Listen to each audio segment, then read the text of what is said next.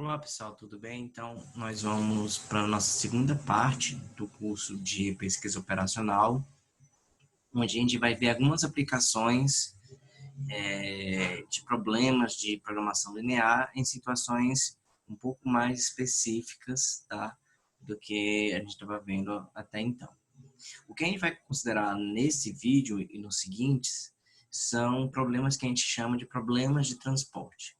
O que são problemas de transporte? Bem, a configuração geral de um problema de transporte é essa que está mencionada aqui no slide, certo? Você tem um conjunto de M fornecedores, tá? Então, esse M é um número inteiro e um conjunto de N clientes, né? E cada um desses fornecedores tem um determinado estoque EI de um produto e cada um desses clientes tem uma demanda DJ por esse produto. Então, um esquema que a gente pode fazer aqui, por exemplo,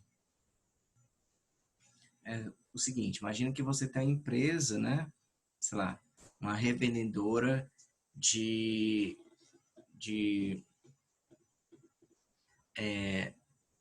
produtos de higiene, tá? E aí, essa sua empresa tem 3 centros de distribuição, tá? Que são os teus 3 fornecedores. E eles têm estoques, tá? E você tem que enviar esses estoques para clientes seus, 2 clientes, tá? 2 lojas, tá? De produtos cosméticos. E aí, por exemplo, digamos que essa esse seu cliente está pedindo 100 produtos e esse aqui está pedindo 80. Aqui você tem 40, aqui você tem 70 e aqui você tem 50, digamos. Tá? 50 não. 130. Tá? Então você tem produtos, né, nesses 3 centros de distribuição e você tem esses clientes. Tá? E também você tem um custo para levar uma unidade do produto do fornecedor I para o cliente J. Então, por exemplo, daqui para cá existe um custo, daqui para cá é um outro custo. Tá? Então, digamos que aqui o custo para enviar uma unidade daqui para cá seja 50 centavos. E o custo para enviar a unidade daqui para cá seja R$ 1. E isso para cada fornecedor, cada cliente. Tá? Então, aqui você vai ter esses, né? Então, digamos que aqui o custo seja 80 centavos e aqui seja 70 centavos. E aqui também você vai ter esses custos, tá? Aqui o custo de 90 centavos, aqui o custo de 1,10, tá? Então você tem o quê? Que resolver o seguinte problema. Você quer minimizar o custo, certo? De transporte para enviar as cargas, tá? Daqui dos fornecedores até os clientes. Então, tá aqui a função objetivo, é minimizar o custo, né? Então, por exemplo, nesse problema aqui, né? Digamos que você envie 20 unidades para cá e 20 unidades para cá. Então, você vai pegar 20 multiplicado por 2,50 mais 20 multiplicado por 1, certo? Que é o quê? A quantidade de produto que saiu do fornecedor 1 indo para o fornecedor, para o cliente A, certo? Multiplicado pelo custo. Então, para cada valor, variável de decisão que você vai ter, né? Você vai ter um total de quantas variáveis de decisão, né? Você vai ter um total seguinte. Se você tem M fornecedores e N clientes, você tem um total de M vezes N variáveis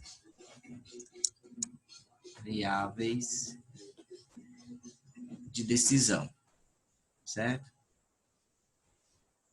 Então,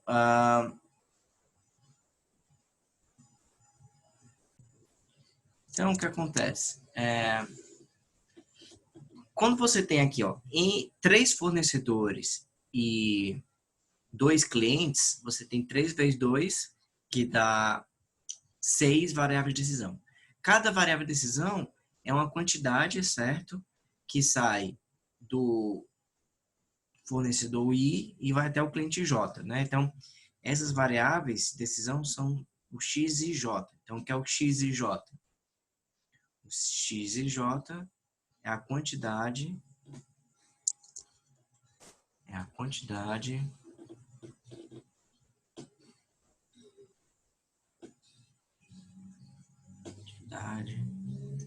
de produto que sai do fornecedor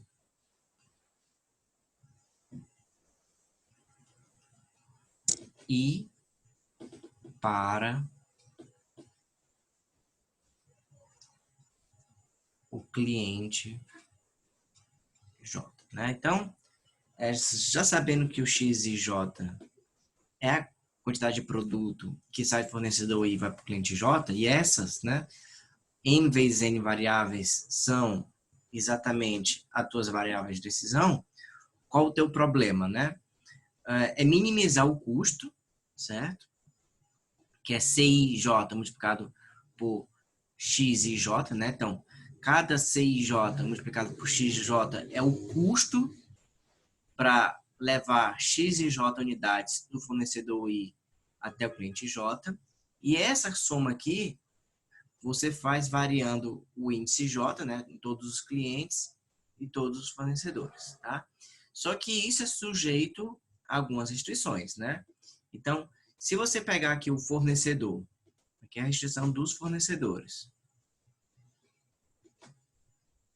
Então, o fornecedor I, a quantidade total que ele leva para os clientes não pode ser superior, certo? À sua capacidade de estoque.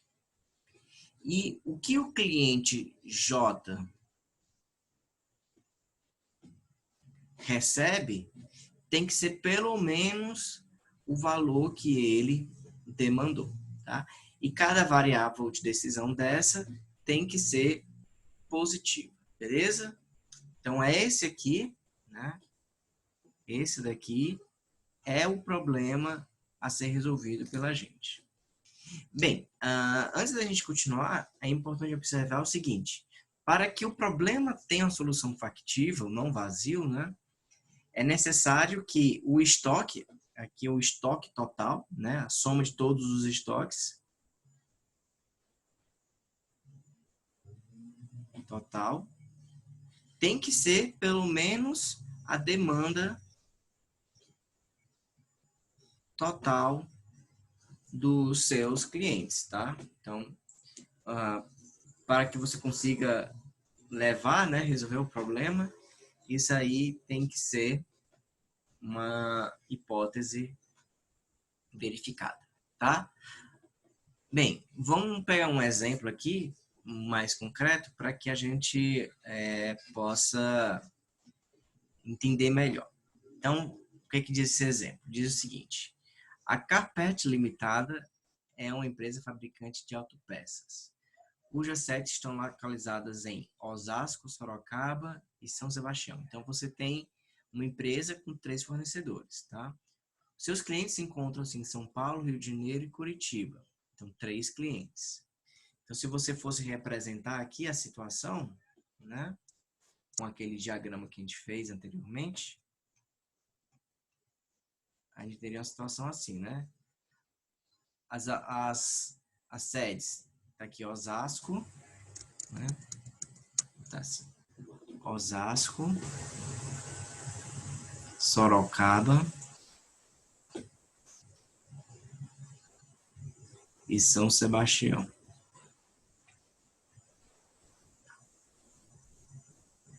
E os clientes, quem são? São São Paulo,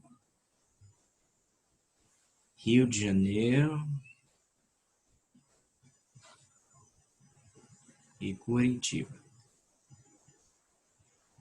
né? Então, você tem aqui os fornecedores, 3 fornecedores.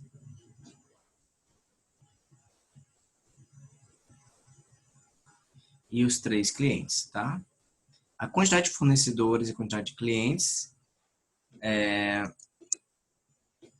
não precisa ser a mesma, tá? Aqui foi só uma coincidência. Você pode ter mais fornecedor do que cliente ou o contrário. Os custos unitários de transporte de cada origem para cada destino, assim como a capacidade do fornecedor e a demanda, encontram-se na tabela a seguir, na próxima página, tá? O objetivo é atender a demanda de cada consumidor final, respeitando as capacidades de fornecimento, de forma a minimizar o custo total do transporte, né? Modelar o problema de transporte. Então, o que nós temos aqui é o seguinte, né? Para sair de Osasco para ir para São Paulo, o custo unitário é 12. Sair de Osasco e ir para o Rio de Janeiro é 22. Sair de Osasco para Curitiba é 30. E aqui você tem um total de 100, né? O estoque de Osasco é 100, aqui o estoque de Sorocaba é 140 e o estoque de São Sebastião é 60. E aqui são as demandas, né? Demanda de São Paulo, do Rio de Janeiro e de Curitiba. Então, a primeira coisa que nós vamos verificar é se o problema é factível.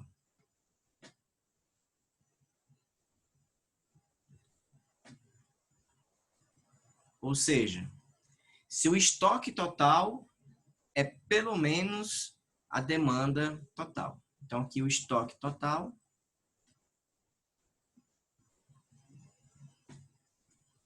vai ser igual a quanto? 100 mais 140 mais 160, né? Que aqui dá 300 mais 100, 400. E aqui a demanda total vai ser 120 mais 130 mais 150. Então, 120 mais 130, 250. Mais 150, 400. Aqui, ok, né? Deu igual. A demanda tem que ser pelo menos, né, o estoque. Né? Na verdade, o estoque tem que ser pelo menos a demanda. Né? A demanda tem que ser maior que ou igual ao estoque. Nesse caso, deu igual, certo? Quando dá igual,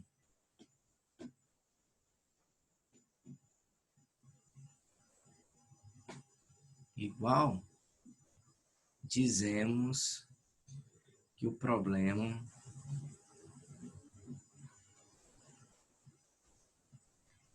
é balanceado.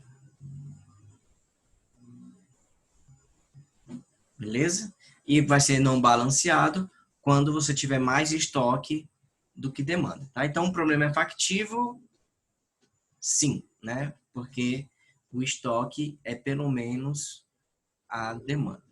E qual seria o problema, né? Você vai ter aqui as variáveis de decisão, então vamos aqui chamar de 1, 2, 3, 1, 2, 3, né? E aqui, ó, X1 é a quantidade que sai do fornecedor 1 e vai para o cliente 1, X12, X13. E assim vai, né? Então aqui, X21, X22, X23, X31, X32, X33. Então você tem um total de 9 variáveis de decisão, né? Porque é 3 vezes 3, 3 clientes para cada um dos 3 fornecedores. Então, cada fornecedor vai ter que ter 3 variáveis de decisão, um para cada cliente, certo? Então, você tem aqui um total de 9 variáveis de decisão. E qual vai ser o problema, né? O problema vai ser, aqui ele pede para a gente escrever, né? É minimizar. Agora, vamos lá.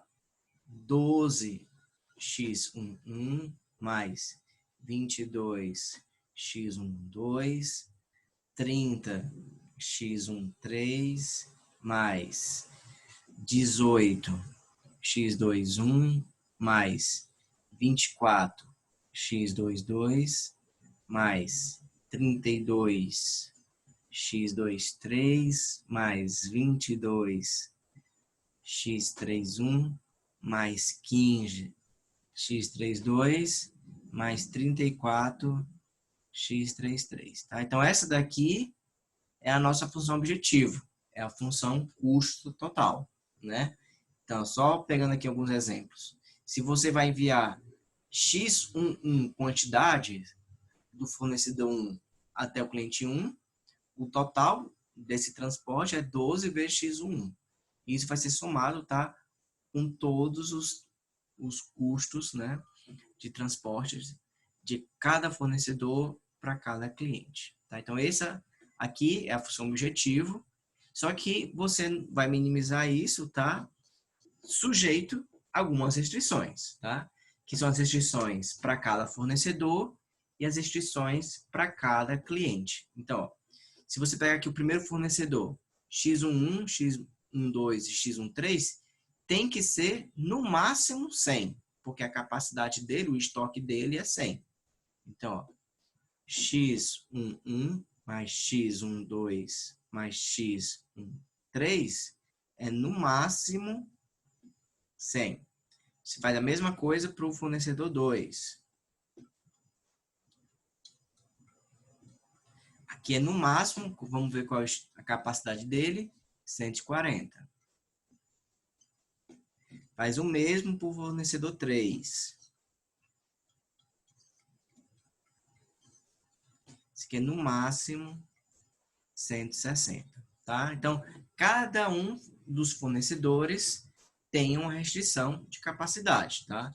O que eles entregam não pode ser superior ao seu estoque, tá? Então, essas restrições são as restrições relativas aos fornecedores. Temos ainda as restrições relativas aos clientes, né? Então, por exemplo, pegar aqui o cliente 1, que é São Paulo, você vai ter o quê, ó? X11 mais X21 mais X31 tem que ser pelo menos o total que ele recebe, né? Que é 120. Tá bem? A mesma coisa do Rio de Janeiro, né? Tem que receber pelo menos 130.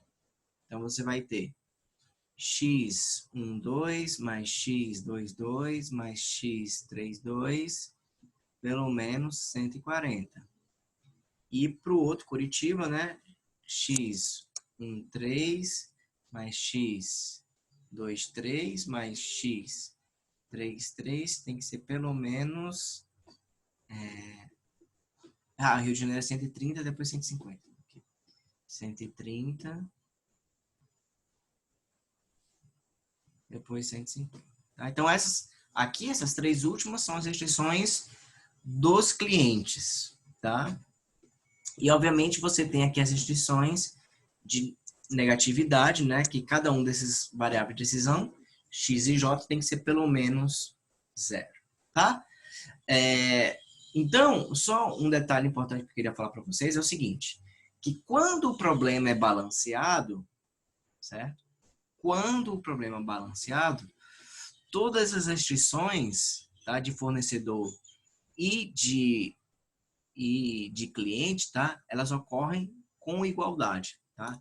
Ela não pode ocorrer com desigualdade estrita, porque ou vai ficar faltando produto para ser levado até os clientes, certo? Ou algum cliente vai ficar sem a demanda mínima que ele pediu, certo? Então, quando o problema é balanceado, todas essas restrições aqui são as restrições de fornecedor e aqui as restrições de cliente, tá? Essas 6 restrições aqui, elas vão ser restrições de igualdade, tá bom? Então, esse primeiro vídeo era para apresentar o que é um exemplo de problema de transporte, tá? A gente vai resolver problemas parecidos com esse nos próximos vídeos, tá? E no próximo vídeo a gente vai resolver esse problema no solver, tá? E ver mais alguns exemplos, fazer mais algumas considerações, tá ok? Então, é isso, pessoal. Até o próximo vídeo.